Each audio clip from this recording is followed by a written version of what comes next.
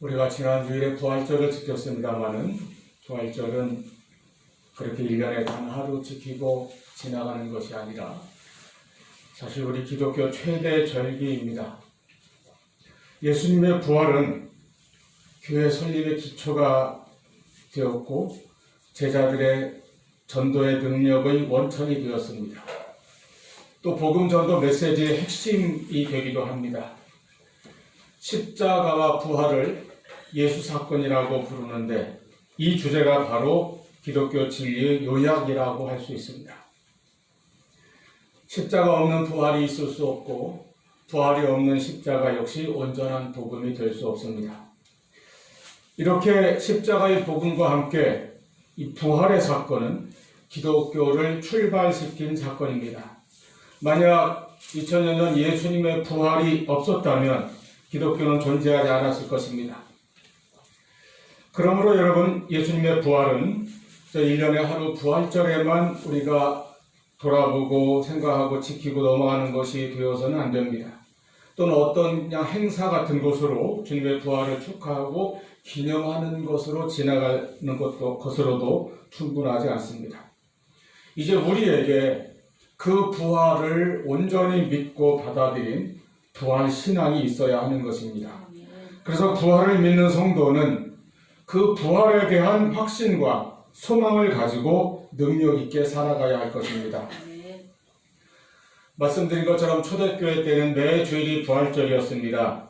우리가 주일이라고 부르는 주일 성수가 기독교인의 가장 기본적인 신앙의 태도인데 여기서 말하는 주일이 무슨 뜻입니까? 말 그대로 주의 날, 주님의 날이라는 뜻인데 그 속에는 주님께서 부활하신 날이라는 뜻이 담겨 있는 것입니다. 그래서 주일인 거예요. 그러므로 주일을 지킨다는 것은 곧 예수님의 부활을 반복해서 기념한다는 뜻입니다. 이 부활 신앙 없이 그냥 주일 성수라고 하는 그 단어에만 매여 있으면 율법주의적인 신앙이 될 위험도 있습니다. 주일 신앙은 곧 부활 신앙입니다. 예수님의 부활은 우리 한 사람 한 사람에게 분명한 부활의 믿음과 함께 소망과 능력을 줍니다.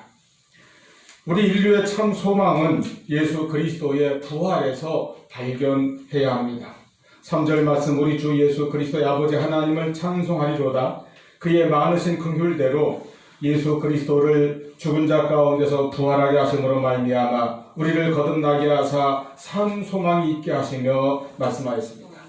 예수님의 부활로 말미암아 우리가 거듭나게 되었고 우리는 산 소망을 가지게 되었다는 말씀입니다. 산 소망이 무엇입니까? 죽은 소망이 아니라 살아있는 소망이요, 흔들리거나 빼앗기거나 변해버리는 소망이 아니라 영원히 불변하고 굳게 서 있는 소망입니다. 우리를 생명으로 이끄는 참 소망을 말하는 것입니다. 여러분, 이 같은 산 소망을 가지고 있습니까? 이 소망이 있어야 합니다. 부활하신 예수님 안에서 우리 모두가 한 사람 한 사람이 산 소망을 가지시기를 바랍니다.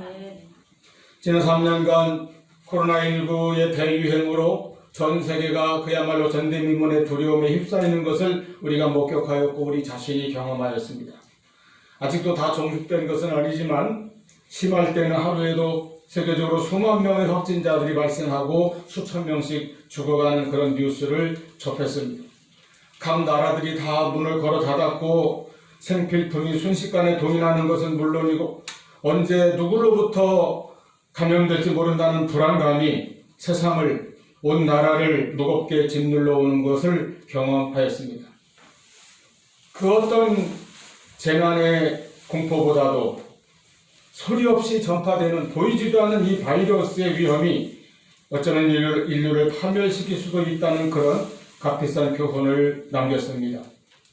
초현대 문명을 자랑하던 나라들과 사회들이 폐쇄되고 차례로 넘어져가는 것을 목격하면서 과연 인류에게 희망이란 무엇인가, 참 소망이란 무엇인가를 우리가 생각해 보지 않을 수 없었습니다.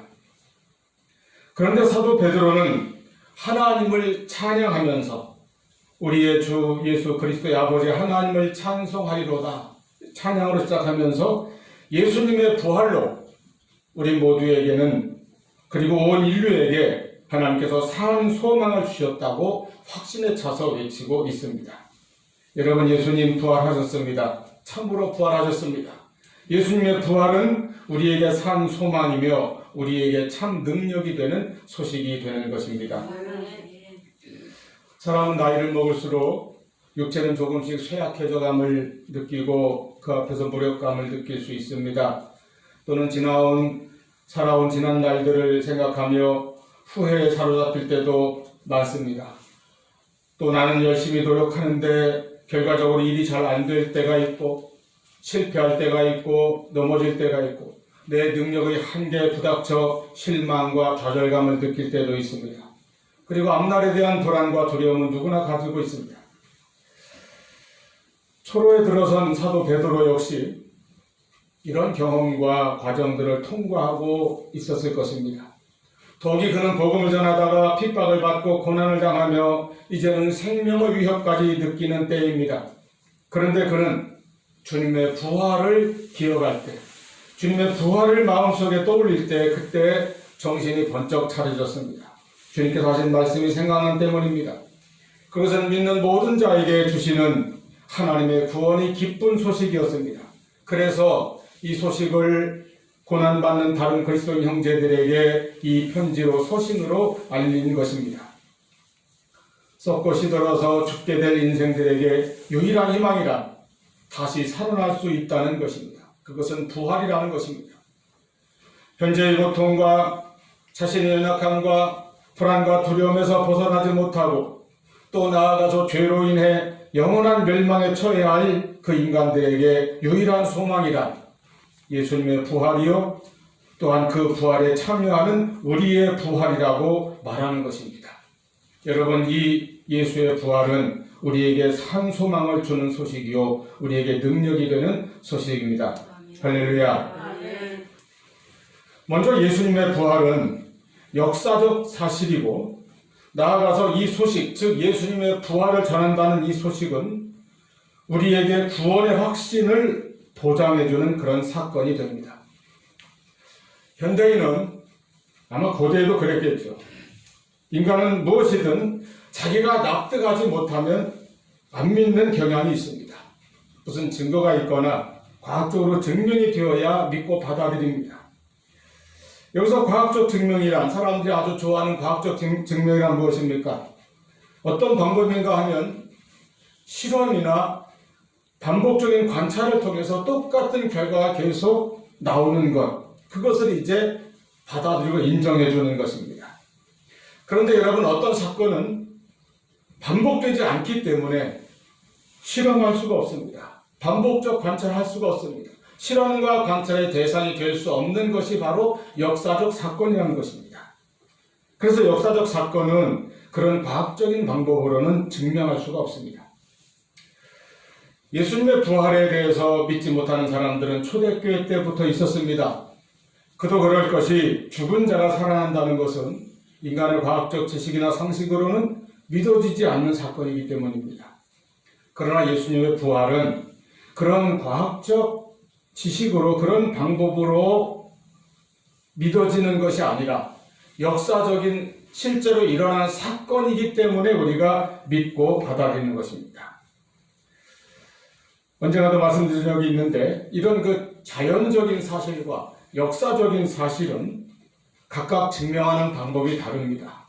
자연적인 사실은 아까 말한 대로 과학적 방법이죠. 실험이나 반복적 관찰을 통해서 그것이 맞다는 것을 인정할 수가 있습니다. 그리고 그렇게 인정된 것을, 입증된 것을 이제 사실이라고 누구나 받아들이는 것이죠.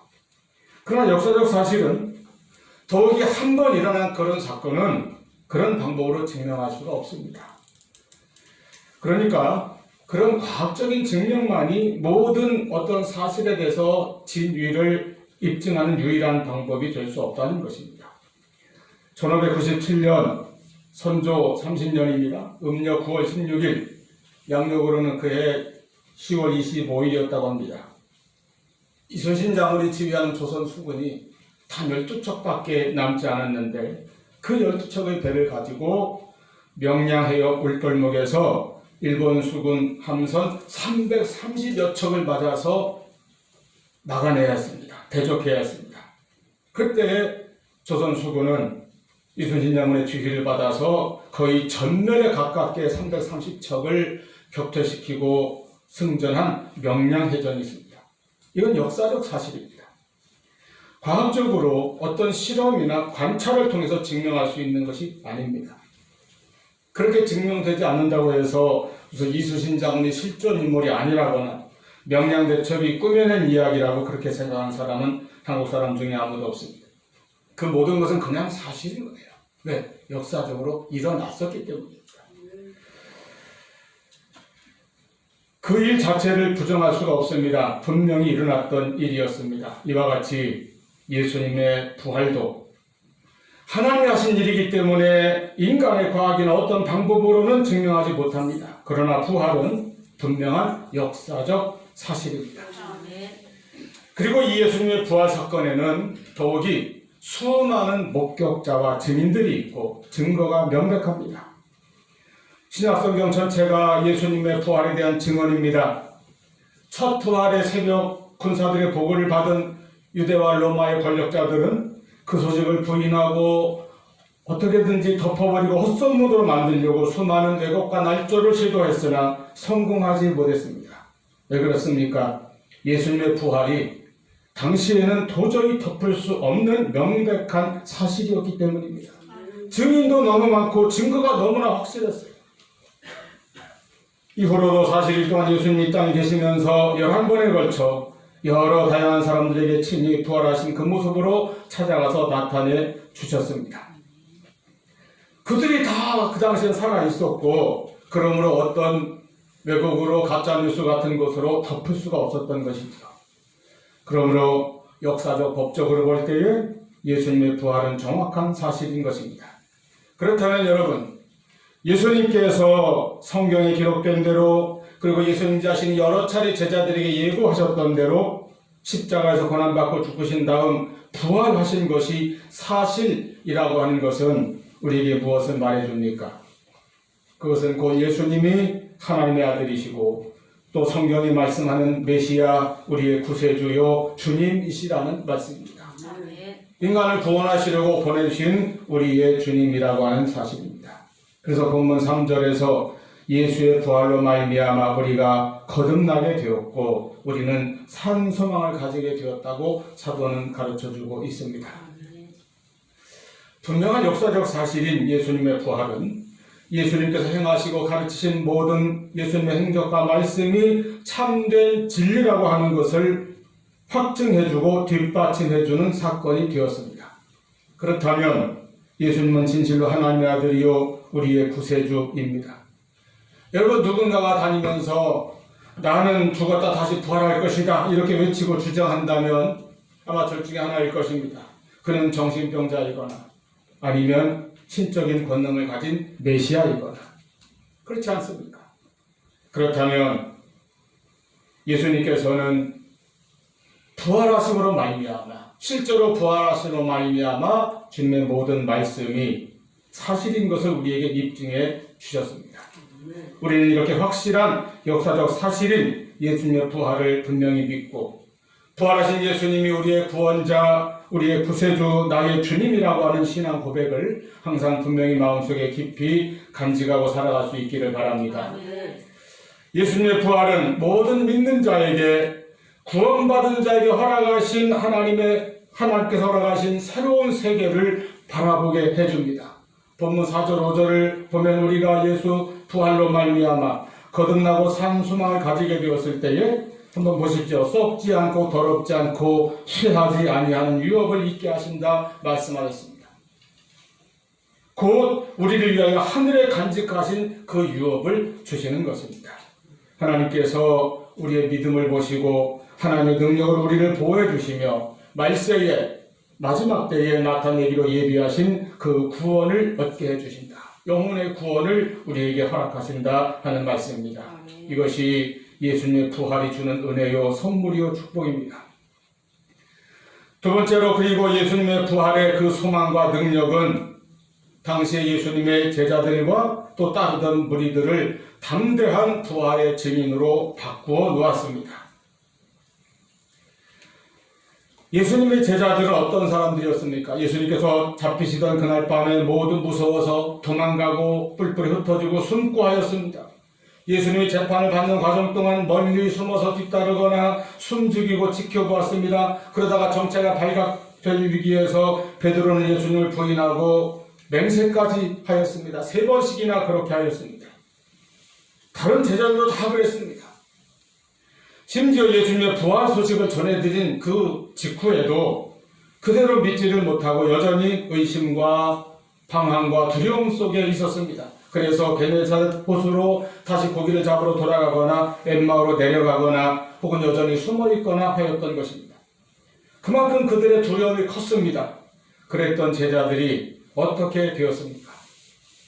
결국 부활하신 예수님을 만났고 예수님의 승천을 목격하였고 그리고 사도행전 2장에서 오순절 성령 강림의 체험을 하고 그 다음에는 즉시 나가 그 예루살렘에 모인 모든 무리들 앞에서 예수님의 십자가와 부활에 대해 소리 높여 외쳐 전하였습니다.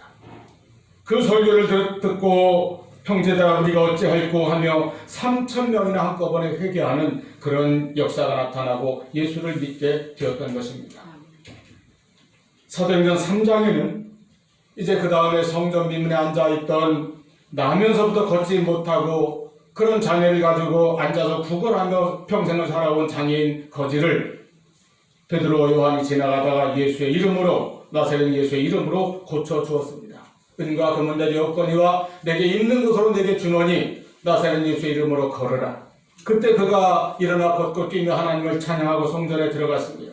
그리고 그 광경을 보고 모여든 수많은 무리들 앞에서 역시 베드로는 부활하신 예수 그리스도에 대한 복음을 전파하였습니다. 그러다가 잡혀간 것이죠. 유대 종교의 권력자들에 의해서 잡혀갑니다. 사도행전 4장에 보면은 성전 경비대를 몰고 들이닥친 권력자들은 제사장과 사두개파 사람들이었습니다. 우리가 복음서를 보면 예수님께서 예수님의 공생애 때에 예수님을 가장 많이 적대하고 핍박하고 공격한 자들은 주로 바리새인들이 앞장을 그 당시에 섰습니다. 그런데 사도행전에서 예수님의 제자들이 핍박을 받을 때에는 사도들이 핍박을 받을 때에 그 유대교의 대표 권력자 지도자들은 언제나 사두개파가 대표적으로 나옵니다. 사도행전 내내 제자들과 바울이 유대인에 의해 핍박을 받을 때는 언제나 사두개파가 앞장서서 공격해온 것을 볼 수 있습니다. 사두개파는 교리적으로 부활을 믿지 않는 종파였습니다. 그렇기 때문에 예수님의 부활 소식을 전하는 사도들이 그들 눈에 가장 거슬렸던 것입니다. 특히 사두개파는 당시 유대 나라를 식민지로 삼았던 로마와 권력을 잡고 자기들의 특권을 유지하던 그룹입니다. 막강한 권력자들이었죠. 자, 그들이 어떻게 했는가 하면 사도들을 잡아갔습니다. 그리고 신문했습니다. 너희가 대체 무슨 권세로 누구의 이름으로 이런 일을 하였느냐? 이에 대해 사도행전 4장 8절 이하의 베드로의 답변이 나옵니다. 결론을 요약하면 이렇습니다.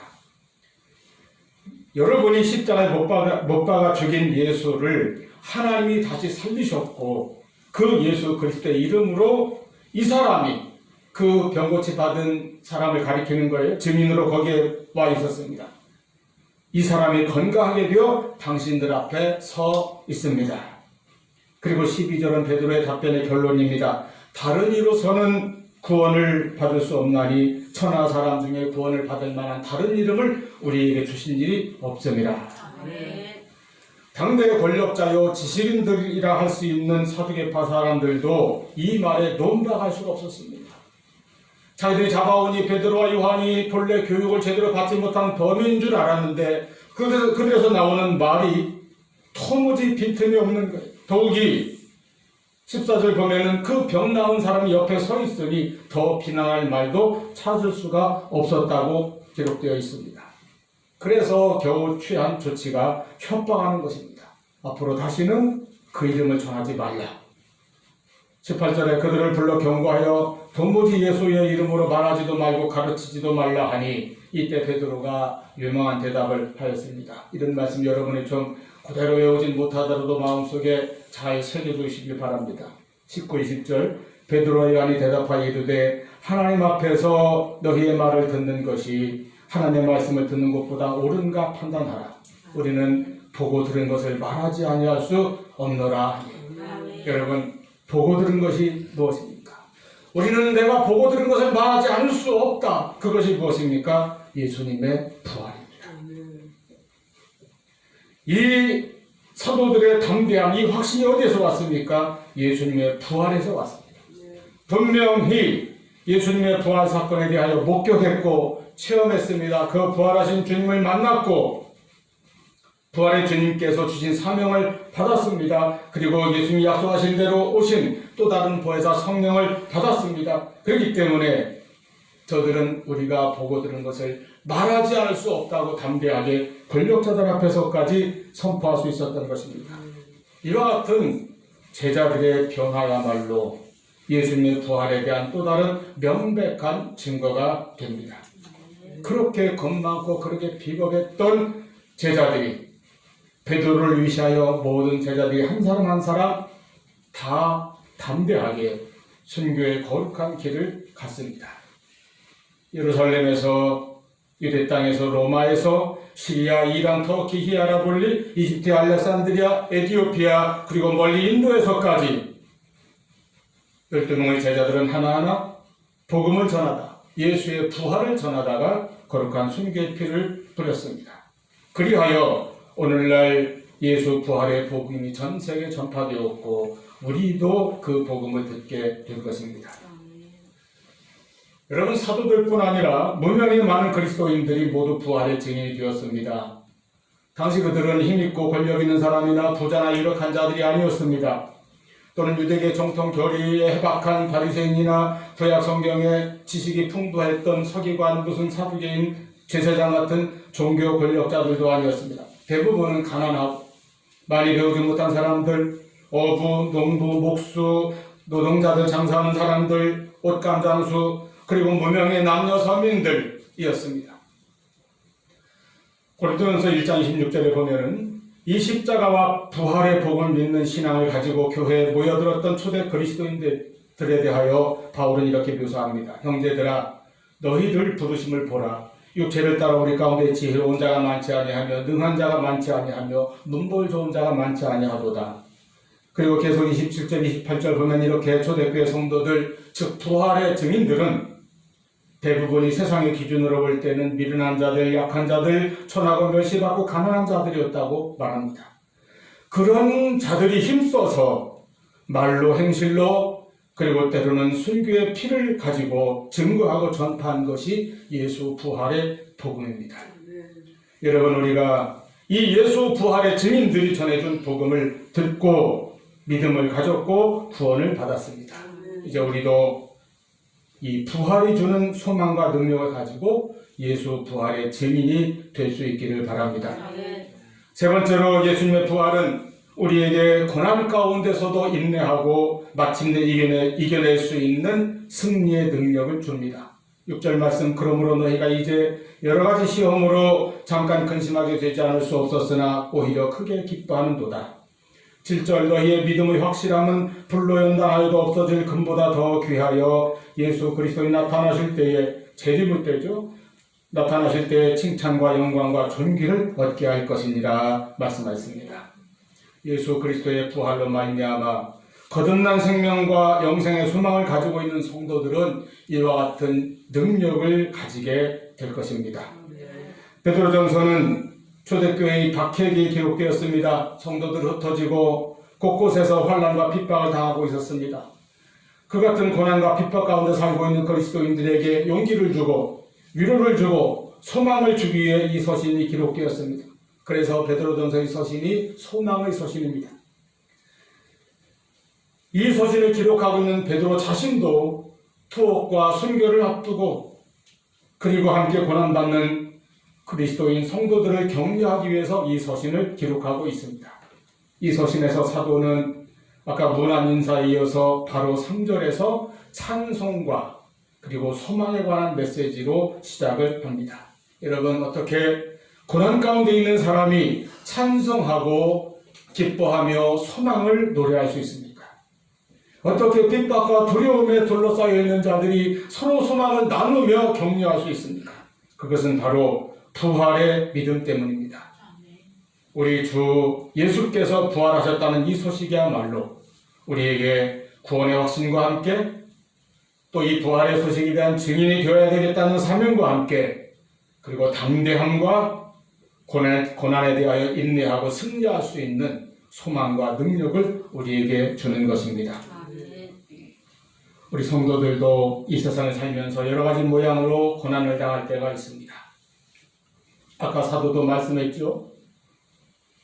그러므로 너희가 이제 여러 가지 시험으로 잠깐 근심하게 되지 않을 수 없으나 기도를 많이 하는 사람에게도 열심히 봉사하고 헌신하고 순종하는 사람에게도 헌신하는 사람에게도 오직 믿음으로 말씀으로 사는 사람에게도 고난이 닥쳐올 때가 있을 것입니다. 그러나 우리가 지금의 고난 앞에서 꿋꿋하게 인내하며 승리를 향해서 나갈 수 있는 것은 하나님께서 예수 그리스도를 부활하게 하신 것을 우리가 믿기 때문입니다. 물론 하나님 하는 일을 우리가 다 알 수 없습니다. 하늘이 땅에서 높은 같이 우리가 알지 못합니다. 그렇지만 하나님께서 예수 그리스도를 십자가에서 부활하게 하신 것을 우리가 믿을 수 있습니다. 그렇다면 하나님은 지금도 그 부활의 은혜와 부활의 능력으로 우리를 붙드시고 우리와 함께 하실 것을 우리가 또한 믿는 것입니다. 하나님은 우리를 지켜주시고 결국은 우리를 일으켜 주실 것입니다. 그래서 오늘의 실패를 내일의 성공으로 이끌어 주실 것입니다. 오늘의 실망과 좌절을 내일의 희망으로 소망으로 바꾸어 주실 것입니다. 힘들고 고달픈 인생길에서 6절 말씀대로 잠깐 근심하지 않는 사람은 없습니다. 그러나 예수님의 십자가를 부활로 바꾸어 주신 하나님께서는 우리의 고난도 영광의 승리로 바꾸어 주실 것을 우리가 확신합니다. 그 믿음으로 인내하고 기쁨과 찬송을 잃지 말고 사랑 소망 가운데 승리하는 우리 모두가 될 수 있기를 바랍니다. 이 부활의 신앙, 부활의 소망, 부활의 능력, 부활의 은혜와 축복이 우리 모두에게 충만하기를 축원합니다. 기도하시겠습니다.